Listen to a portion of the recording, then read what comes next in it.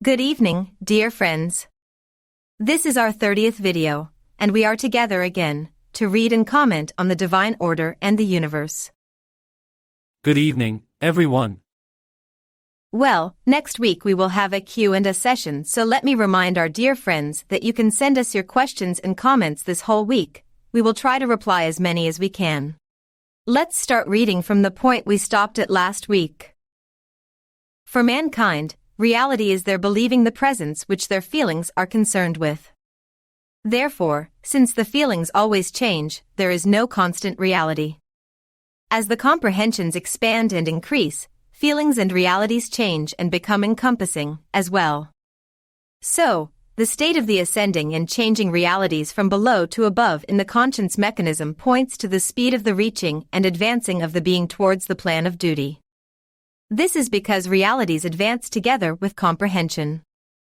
The more comprehensions increase, the more realities expand and become correspondingly more encompassing. That is, presences with which the feelings are concerned with increase and the powers of internalizing, absorbing these also increase, and so, higher and further realities are attained.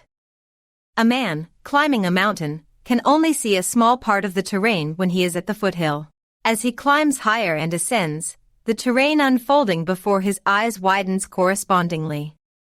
And when he reaches the summit, then he sees and comprehends the whole scope of the plain. Therefore, as comprehension increases, the scope of realities also increases. Reality is a knowledge at the same time. The things which concern the feelings and of which their presence is believed are sensed and known. Therefore, in the world there is no constant and unchanging, absolute reality for every level and stage. Everybody has his own particular sense and belief. And in accordance with these senses and beliefs, there are different realities with different qualities and scopes. Situations which have not yet entered the reality of the mankind who are at lower levels can be reality for the ones at the higher level. Similarly, as realities ascend, they also contain the simpler realities of the lower levels. These simple realities which enter into higher realities lose their identities by gradually dissolving within their scope. Thus, for example, small details, indentations, rises, ditches, shrubs, small puddles, etc. that are seen in a few acres of terrain by man when he is at the foothills gradually vanish within the wider field of increasingly widening horizons as he ascends to the summit. Nevertheless, they stay within that field as the constituting components, pieces of this whole which occurs. Therefore, as the realities join to each other and widen, it is necessary not to be stuck with the old realities.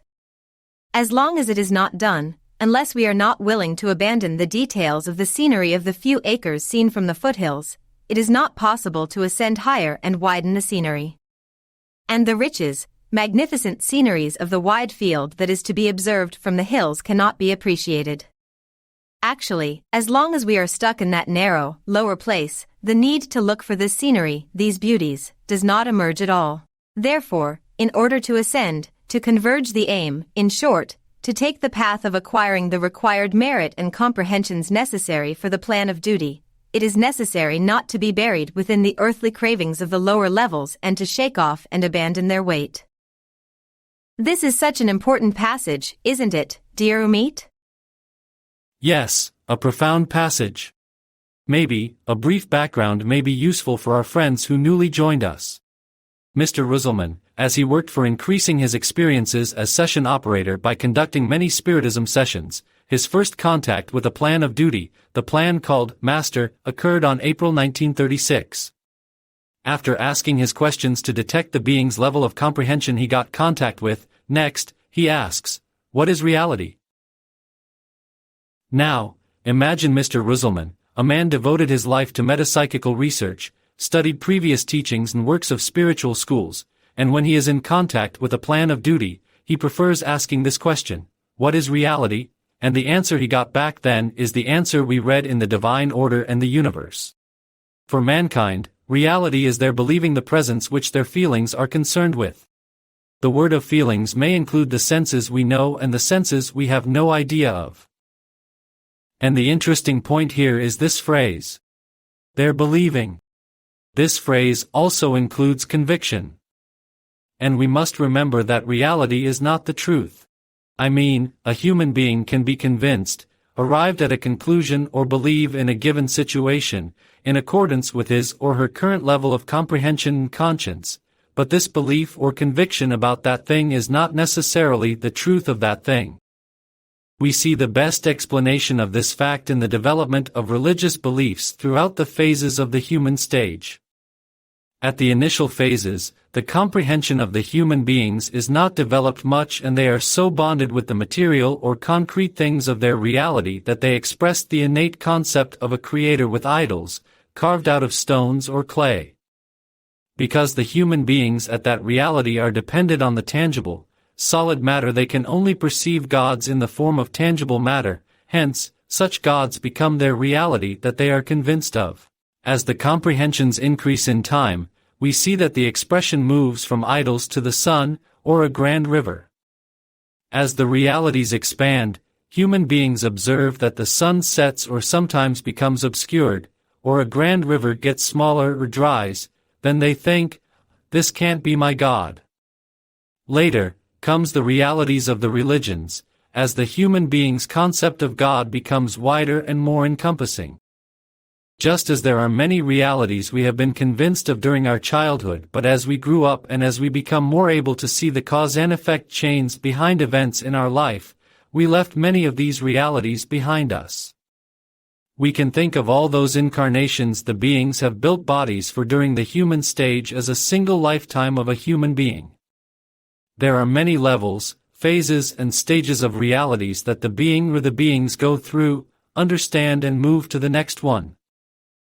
As they understand the causality connections between events and as their comprehension widens, they acquire and utilize more knowledge about the world and matter, and of course, the presences which their feelings and senses are concerned with also get developed. And this results in the elevation of the realities. Please remember that it was only 300 years ago that humans were arguing about if the earth revolves around the sun or the sun revolves around the earth. And after all those ages, there is still a flat earth society, very active today with many members. It is obvious that not only realities change all the time, also, all levels of realities coexist in the world. And this has been like this throughout the human history. For example, when a being of duty incarnates to become a prophet, people that hear the revelations cannot get free their previous realities and kill the prophet. Or times of inquisition, when some people came forth with higher knowledge and ideas that may upset the cart of the powers that be of those times, they were sentenced to death as heretics. This reminded me the importance of seeking a balance as we move to a higher reality. We will read about this in the further pages of this book. For example, when you hear or learn about something new, let's say about spiritualism or this book, the divine order and the universe, you may get excited. You may want to share this excitement and information with others in your vicinity, thinking, "Oh, they must know about this, too." Yes, sharing is nice, but it is better not to haste about this. Unless we can answer their questions about this new reality that we are excited about, in suitable ways to their individual level of comprehension and understanding, this sharing may be harmful. Most probably, it will create some cognitive dissonance. Let me give you a personal but funny example. My mother is illiterate and a devout Muslim. When I started to give lectures on spiritual topics, one evening she and my sister watched the online streaming, and at some point, my mother turns to my sister and asks, "What does this boy talk about?" And my sister replies, "Apparently, your son is a Christian now." 2 days later my mother could call me. She has been so sick with worry that I am a heretic. Then, I explained my stance as much I could, and she felt a little bit better. Yes, even within a family many realities coexist, so we must be careful about others' level of comprehension and reality if we want to share a new and relatively higher reality we moved into. Yes, as we previously said, there are myriad levels of realities, but there is a point we must remember always. For us, human beings or humankind, realities are convictions or beliefs which can change. However, as Mr. Ruhselman's first question to the Plan of Duty, which was, what is reality? The reality? Is there an absolute reality for mankind? We can say that the absolute reality is of the divine, because our realities are partial, relative to each other, to be left behind, etc. Just like this profound example of the mountain we just read in this passage, 10 years ago, I couldn't talk in this way about this topic, and maybe even if I could, you couldn't understand it in the way you understand now. Because our realities, comprehensions, levels of conscience were not in the level they are at now. Another important point in this passage is this sentence. Reality is a knowledge at the same time.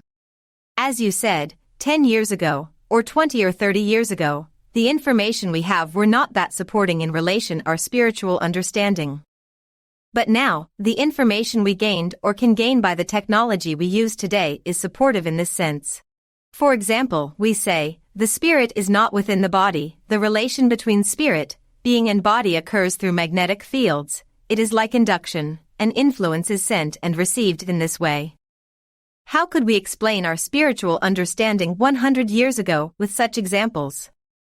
We couldn't. This fact also answers a frequently asked question to us. Why this book is awaited 54 years to be disclosed? Well, please try to compare the reality of those years and of today. Which one is an easier time period to talk and explain about magnetic fields, shifting of poles, a sojourner planets affecting the magnetic fields of the solar system? Now, we can easily talk about these because, at the background of our minds, we know how information is transmitted via waves. We know because we live the reality of this. Right now, our friends watch or hear us on their desktop computers or mobile phones. Our images and voices are transformed into digits, or bits of information and transmitted as radio signals throughout internet and then via from a wireless router to your devices, which translates these signals into data you can see and use. Just like my spiritual being sends influences to my center of consciousness, to my body. Our friends may remember our discussions about the topic of incarnation in our previous videos. All those exchanges occur through sending and receiving influences via magnetic fields. Just try and imagine how much more knowledge and information we now have, compared to 100 years ago, in medicine, in physics, in astronomy, in psychology, in neurology, etc. As our knowledge and information grew on these fields of research, our understanding about the cause and effect connections increased. We understood that we need to learn more and more about the why and how is our existence in the world. Let's take the latest developments in neurology.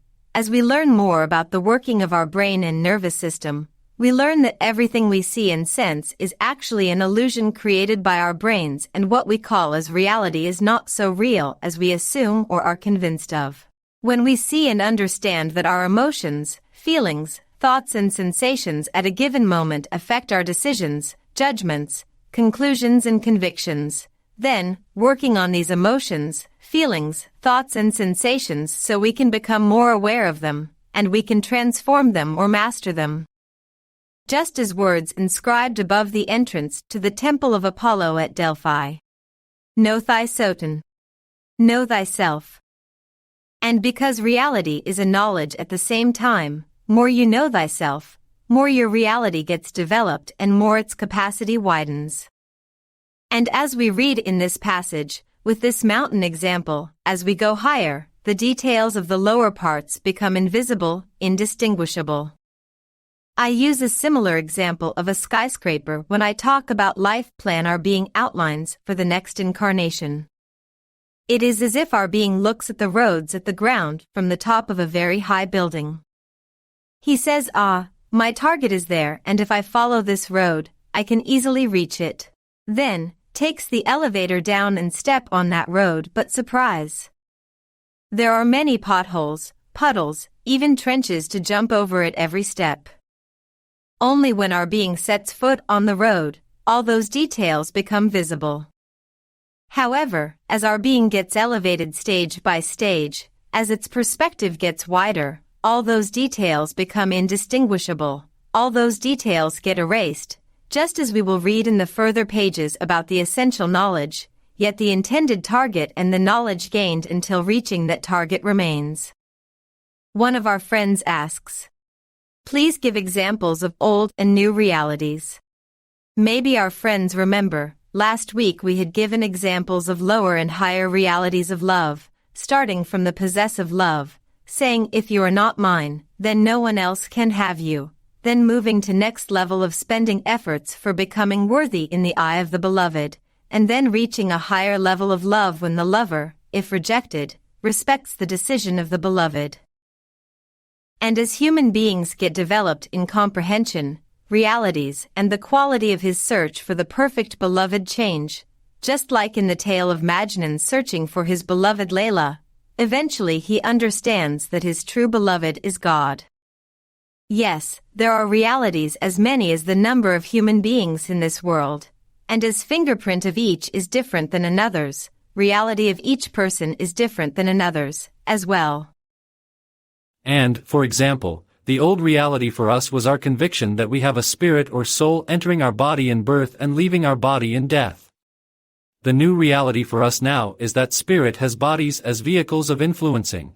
Also, as a reply to our friend's question, I'd like to give an example from the further pages of this book. When thunder is heard, a mother may say, "If you do not eat, Pa Thunder will get you," to her young toddler who fusses about his dinner.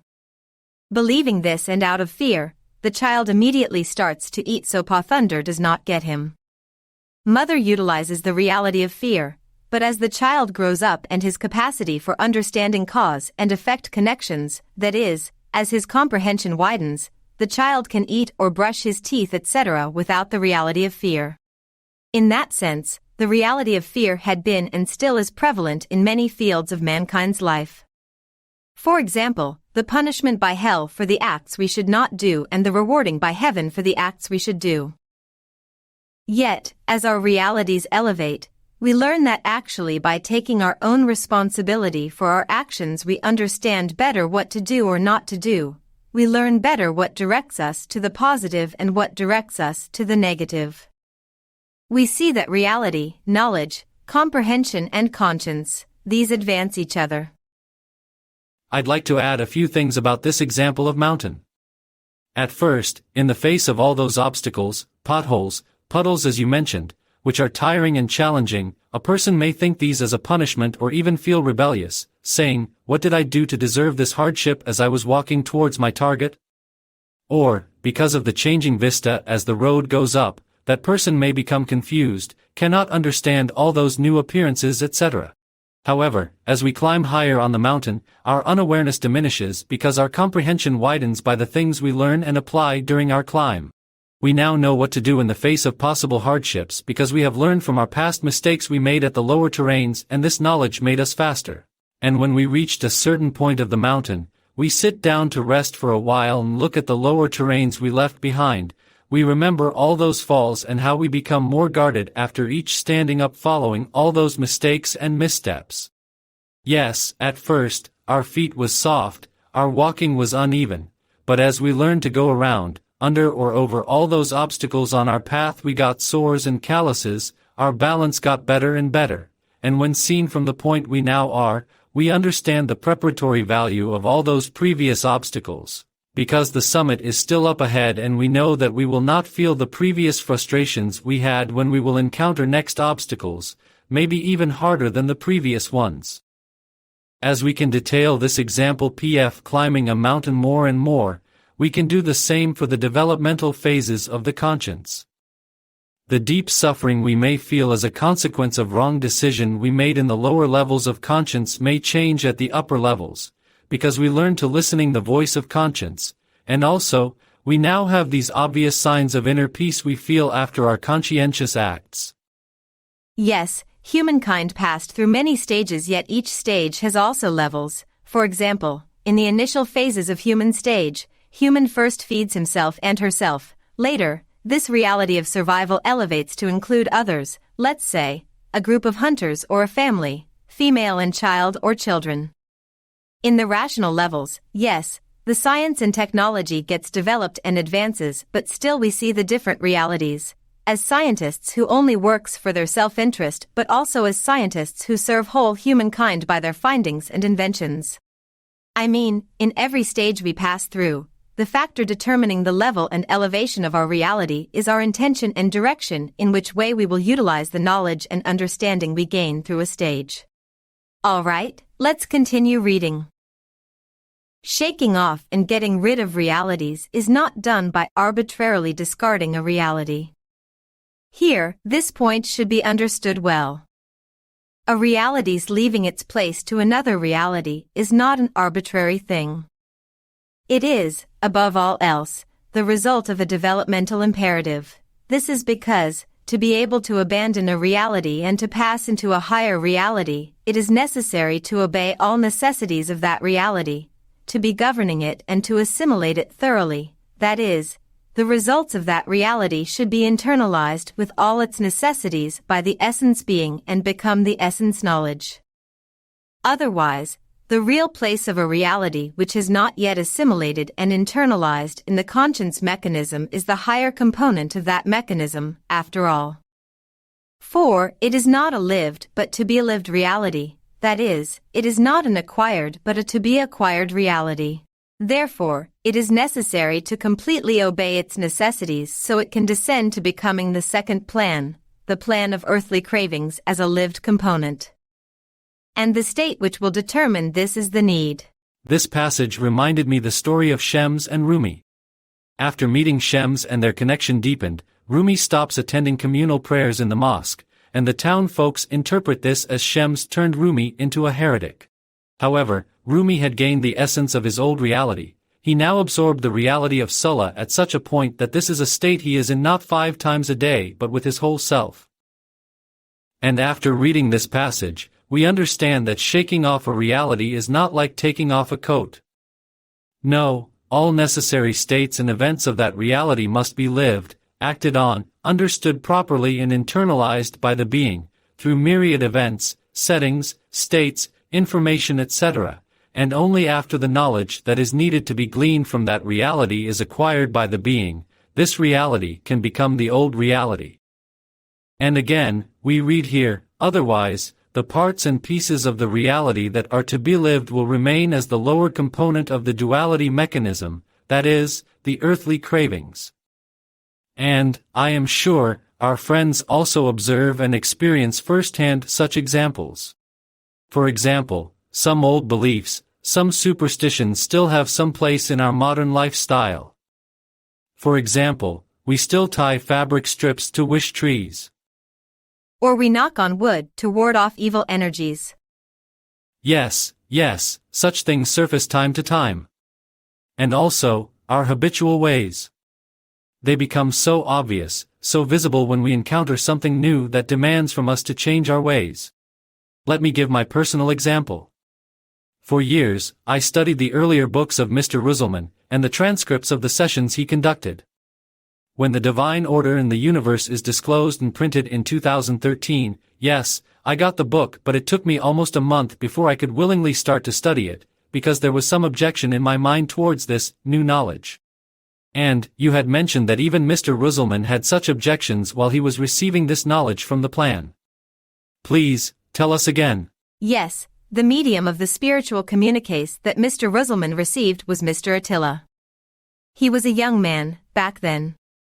And Mr. Attila told us that, some days, Mr. Ruhselman, upon receiving a new knowledge from the plan, would object and protest, saying no way. This cannot be, and cease the session. However, after he pondered upon this new knowledge and after digesting it, he would resume the session with more questions he prepared for asking the plan. Of course, we don't know at which points he had done this, but I am sure there were many. It is also valid for us. We have been assuming spirits as energy entities entering and exiting material bodies, but when this book is disclosed, suddenly, of course, sudden for us, the spirits become super-universe truths, the bodies they built for themselves become the beings, and the bodies the beings built for themselves become our human bodies. We encountered so many new concepts in this book and we had to ponder upon these and digest them as well. Especially, the last part of the book has a completely different style than the earlier books of Mr. Ruhselman. We read the prophecies regarding the near and far future of the world. And as you mentioned many times, when we read those earlier books of him, and the session transcripts of the sessions he conducted, we see and understand that he had been preparing for this last duty throughout his lifetime, step by step, session by session, book by book. Of course, the medium's part as a good lightning conductor is very important, but the part of Mr. Ruhselman as the questioner, asking the questions to the plan, and then, verifying the answers received made possible this knowledge to be given to mankind. And, Mr. Ruhselman had passed through many realities, hadn't he? First, he reads Allan Kardec's books, later the books of Leon Denis and other authors of spiritualism, and after many levels later, Mr. Ruhselman had introduced neo-spiritualism. There is a question, is this conclusion of mine correct? Moving to the upper level of reality does not occur in our current life. I'd like to correct the conclusion of our friend because there is no statement like this in this book. It is not like one reality for each lifetime. Just think about the changing realities in your lifetime. Soon, we will read many examples and it will be clearer for you. Your words reminded me the realities that changed for me in this lifetime so far. My grandfather was a dervish, with a background in Sufi culture. I grew up with the Sufi stories. Later in my teenage years, I was overly religious. I was living with feelings of guilt because I was convinced that I was a sinner. Later, in my college years, I rejected all because, suddenly I was living with 11 young women in a dormitory room, and I had first-hand experience in learning how the realities for each of us was completely different. I had the chance of witnessing the appearances of realities at the extreme ends, at the margins. And if you are not one of them, there was no love or inclusion from those people, even though they were preaching either ideologically or religiously, love and justice for all, yet if you are not of them, then you are the other.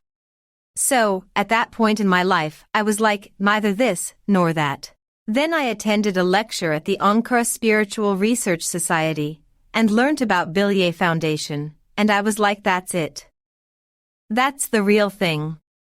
Teachings of Mr. Ruhselman and the spiritual knowledge settled something within me, that immense system, that nothing ends but only transforms, the movement in everything, that a single lifetime is not enough to evolve, and all those infinite possibilities offered to the beings within that successive cause and effect chains, etc. And then I said to myself, this must be the abundance and protection of the Creator, because after learning this teaching, I remember feeling and sensing a whole universe in the flying of a butterfly, and of course, this teaching provided me with an immense freedom after all those realities of sins and punishments I previously passed through. And I didn't reject those previous realities, I accepted the necessity of passing through them, otherwise I couldn't have the knowledge of comparison.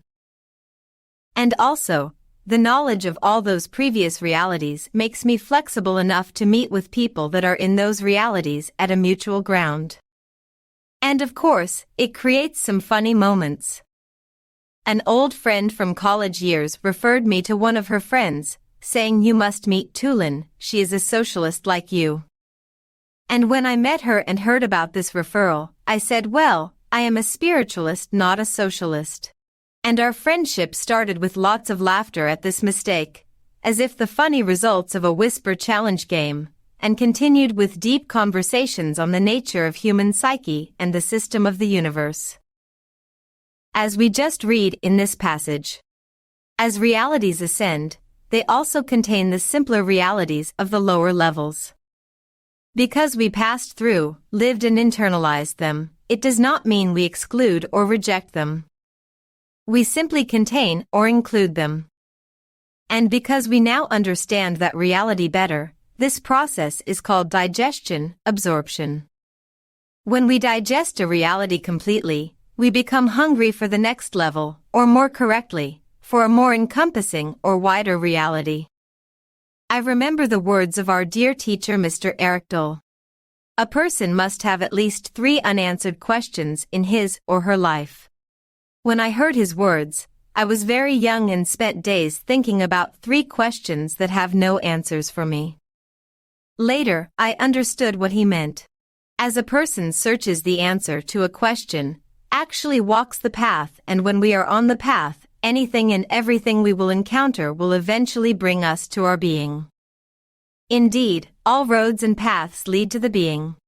In the earlier book of Mr. Ruhselman, the concept of pantheism, that is, a belief that non-theistic divinity completely pervades all of nature, forming a unity between the creator and what is created, is completely disproved. And in the divine order and the universe, we read that ultimate creator is the unattainability of unattainability. Now, let's assume that my reality is all about pantheism, and my aim is to become one with God. This is all I think about and all I wish for. And imagine someone comes up to me and tries to explain that unattainability of unattainability in ways suitable to my level of comprehension. Well, if there are parts and points in these explanations which are in sympathization with my reality, then it is possible that at these points or cracks in my reality I can experience some sinking or harmonizing. I say crack because these become the gaps I opened in order to pass to the upper reality. Yet, this is not an easy feat because until that moment, I had dedicated and invested so much energy and emotions on the concept of pantheism. I cannot reject this right away and embrace the next one. Otherwise, all the things I did so far will become meaningless, and moreover, I was convinced that after becoming one with God, I will experience an immense bliss, and now, if I embrace this new reality, how can I feel this emotional satisfaction? Then, my whole system, at the same time, will be pulled up by the concept of unattainability, and will be pulled down by all those to be lived, to be digested parts of the reality I am in, all those parts that entail me to understand their causality so they can become lower components. So, shaking off and abandoning their weight will be a challenge. Indeed, even the concept of unity is understood as different from one reality to another. The meaning we assign to such concepts or our way of intuiting it varies in accordance with our reality. Yes, let's continue reading. When a man, after living thoroughly in a reality, encounters there the points which start to dissatisfy him and needs to look for the superior one, then the reality he is in becomes a component which needs to fall back to the second plan, which enters a state of earthly cravings. So, in this way, events occurring through struggles are made for shaking off a reality which is old and which needs to be left behind, and the lessons learnt from these events cause the comprehension to expand and consequently the evolution of spirit. In this way, realities go on continuously from below to above. That is, the component of any level which is directed to duty constitutes the earthly craving component of a higher reality, and its component directed to earthly cravings constitutes the duty component of a lower reality. Let us repeat that these realities do not follow each other in an unchanging order. They follow each other by changing in accordance with the evolutionary need and comprehension capacity of the person. Let us give an example here. Imagine a level at which manslaughter by vengeance is allowed, and there is a man who believed and accepted the necessity of vengeance by blood feud as a duty in killing a murderer who killed that man's father or relative. That belief is a knowledge, a reality of that level. However, there is such a level of knowledge above it that what is valid there is the knowledge and judgment of not having desire to revenge someone who has done wrong to him, and this is a situation that requires responsibility and correspondingly, of responding to atrocities always with forgiveness and tolerance.